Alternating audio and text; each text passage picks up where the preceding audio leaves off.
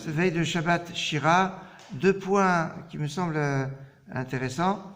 Le premier point, c'est qu'on dit que quand on lit la Shira, le cantique de la mer Rouge, avec Simcha et comme il faut avec Kavana, Hachem nous pardonne toutes nos fautes.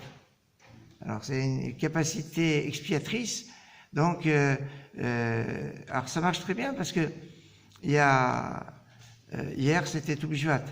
Alors Tu B'Shvat, c'est le Rosh Hashanah des arbres.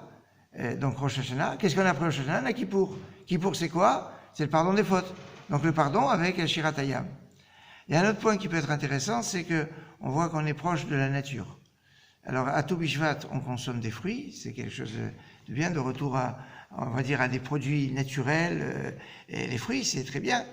Et pour Shabbat Shira, eh bien, on sait que l'Israël avait reçu la manne.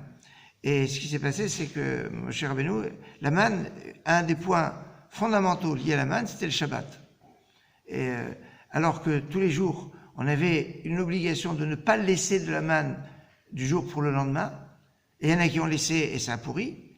Mais le paradoxe, c'est pour Shabbat, il fallait d'Afka le laisser, et on mangeait Shabbat la manne qu'on avait reçue avant Shabbat.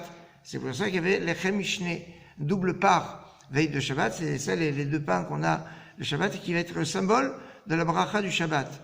Et alors c'est intéressant parce que, donc mon cher Benoît a dit, ne sortez pas à Shabbat, il n'y en aura pas.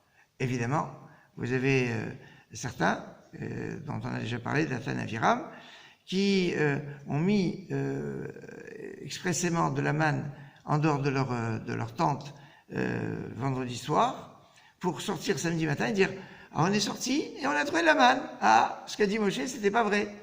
Manque de chance pour eux, les oiseaux avaient picoré leur manne. Et donc, il est marqué, ils sont sortis, ils n'ont pas trouvé. C'est-à-dire qu'ils sont sortis, ils n'ont pas trouvé ce qu'ils avaient mis. C'est ça l'histoire. Et donc, qu'est-ce qu'on a l'habitude? C'est de donner à manger aux oiseaux. Alors, après avoir consommé les fruits, on donne à manger aux oiseaux par rapport à Shabbat Shira. Mais alors, attention, il y a un problème, c'est que, alors d'abord, on ne peut pas transporter la nourriture du domaine privé au domaine public.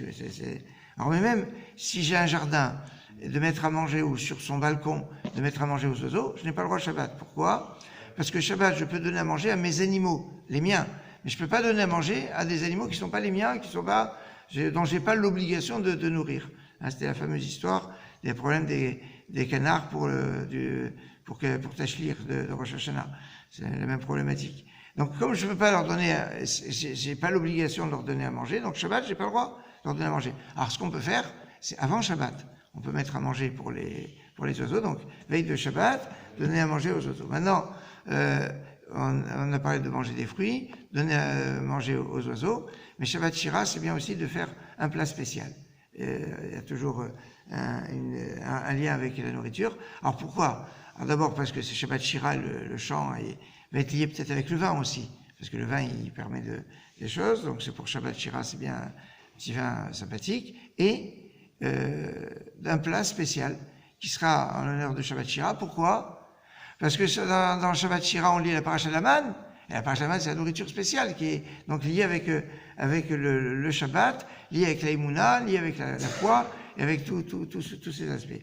Donc pour toutes ces raisons, le Shabbat Shira, c'est vraiment un grand Shabbat, Shabbat Shalom.